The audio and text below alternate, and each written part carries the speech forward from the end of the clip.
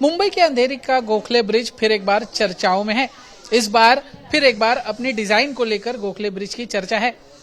कुछ दिनों पहले 2 फीट एक तरफ ऊपर था और एक तरफ 2 फीट नीचे था। इसको लेकर बीएमसी पर काफी टिप्पणी हुई थी, लेकिन अब जो बीच का रास्ता है, जो पेडेस्ट्रियंस के लिए चलने का रास्ता बीएमसी ने बनाया है उस ब्रिज पर, वो काफी छोटा बनाया है। इसी पर हमारे साथ बात करने के लिए हैं कांग्रेस सांसद और मुंबई कांग्रेस अध्यक्ष वर्षा गायकवाड़ जी।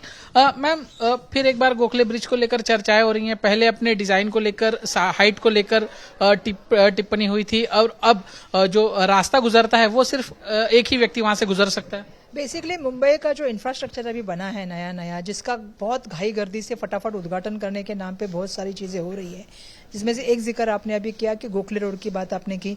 गोखले रोड शुरू करने के लिए एक आंदोलन किया गया। अभी जो सिंदूर मार्ग बना है उसके लिए भी खोलने के लिए आंदोलन करना पड़ा और लोगों ने वहां से जाना शुरू कर दिया, तो घाई में सरकार को जो है वो ओपन करना पड़ा।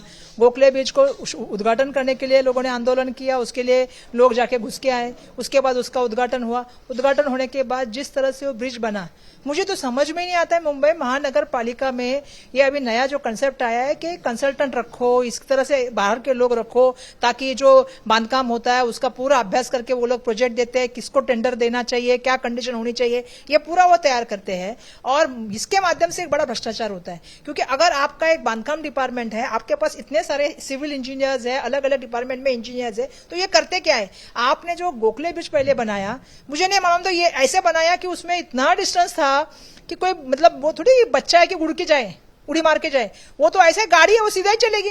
लेकिन दुर्भाग्यवश वो दोनों के बीच में इतना अंतर था कि गाड़ी तो उड़ के नहीं जा सकती है ना, वो एक जगह से तो उसको पहले दुरुस्त करने के लिए बहुत सारा टाइम लगा।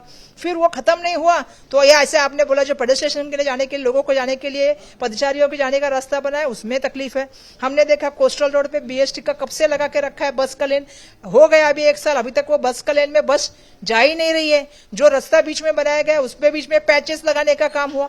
तो मुझे नहीं समझ में आ रहा है कि जो इंफ्रास्ट्रक्चर बनाते हैं उसकी क्वालिटी का कोई मॉनिटर करता है, उसके जो डिजाइन है उसका कोई मॉनिटरिंग करता है, उसके लिए किसी अधिकारी को जो है वो सस्पेंड करने का काम होता है, उसका जो पैसा खर्चा किया गया है उस पैसे को वापस लेने का कोई, क्योंकि मुंबई कर का पैसा है, ये मुंबई महानगर पालिका के आयुक्त का पर्सनल पैसा नहीं है, ना महायुति सरकार का पैसा है, ये मुंबई के टैक्स से आया हुआ पैसा है। और ये पैसा लोगों के हित के लिए जाना चाहिए, लोगों की सुविधाओं के लिए जाना चाहिए। दुर्भाग्यवश ये पूरी तरह से पैसा, मैंने 2 भ्रष्टाचारों के मैटर निकाले, एक देवनार का निकाला है, जुहू का निकाला, हर हफ्ते एक भ्रष्टाचार का मैटर निकालते। आप अगर देखोगे तो मुंबई में आज बड़ा लैंड घोटाला चल रहा है, लैंड के लैंड दे रहे। इतना ही नहीं, जब तक काम भी शुरू नहीं हुआ तो 86 करोड़ किसी को दे दिए, 10 करोड़ किसी को दे दिए। ये कैसे होगा? ये पैसा किसका है? क्या गहरानी जी घर से लेके आए पैसा बांटने के लिए? ये पैसा ना मुंबई कर का है जो आप बांट रहे हैं। ये गोखले ब्रिज में जितना बड़ा भ्रष्टाचार हुआ, ये पैसा किसका है? मुंबई कर का है। तकलीफ किसको है? मुंबई कर को है। लोगों को वहां से जाने आने के लिए तकलीफ हुई, ब्रिज बनने के बाद तकलीफ हुई, अब चलने के लिए। अरे लोग, कितनी टेक्नोलॉजी दुनिया में बदल गई है। आज दुनिया में ऐसी ऐसी टेक्नोलॉजी आई है, AI, रोबोट। सुनने को अच्छा लगता है, बोलने के लिए बोलते हैं आयुक्त, लेकिन उसका इस्तेमाल कहाँ कर रहे? अगर सच में इस्तेमाल करते तो कुछ तो असर होता। नाले सफाई की अलग समस्या, रस्तों की अलग समस्या, ब्रिज की अलग समस्या। एक बार इसका ऑडिट होना चाहिए सब चीजों का। और मैं तो बार बार मांग रही हूँ कि अगर सरकार में हिम्मत है, देवेंद्र फडणवीस साहब में हिम्मत है, तो बार बार वो ना पिछले 2 साल, मतलब 22 साल पहले का बोलते। अरे मैं तो बोलती हूँ वहां का भी निकालो, ये 3 साल का भी निकालो श्वेत पत्रिका, निकालो व्हाइट पेपर, लोगों को पता चले कितना पैसा आपने भ्रष्टाचार में दिया है। जिस कंपनी के अकाउंट में, कंपनी बन के 1 दिन पहले बनती है, उसको आप कॉन्ट्रैक्ट देते हो। किसी को कॉन्ट्रैक्ट देके 1 दिन के बाद कंपनी बनती है। मुंबई के कुछ लोग मालिक होके बैठे हैं और उनको पैसे फ्री में दिए जा रहे, किस लिए दिए जा रहे? तो ऐसा नहीं चलेगा। ये मुंबई कर का पैसा है, हम बार बार वही कह रहे। आज मुंबई कर की असुविधा के कारण जिम्मेदार कौन है? तो मुंबई महानगर पालिका। कचरे का नियोजन नहीं, पानी का नियोजन नहीं, आरोग्य का नियोजन नहीं, शिक्षण का नियोजन नहीं, रास्ते का नियोजन नहीं, किस चीज का नियोजन करती है मुंबई महानगर पालिका?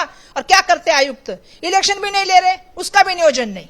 मैम, आपने भी इलेक्शन का जिक्र किया, कहीं लगता है पिछले 4-5 सालों से पार्षद नहीं है तो अंकुश नहीं है बीएमसी और उनके अधिकारियों पर? किसी को भी टेंडर दिए जा रहे जैसा आप आरोप लगा रही हैं? अरे बिल्कुल, मैं तो आरोप लगा चुकी हूँ बहुत सारे इनके ऊपर, क्योंकि 4 साल से बिल्कुल आपको पता है कि लोक प्रतिनिधि नहीं है, स्टैंडिंग कमेटी नहीं है, इंप्रूवमेंट कमेटी नहीं है, कोई चर्चा नहीं हो रही, कोई जिम्मेदारी तय नहीं हो रही।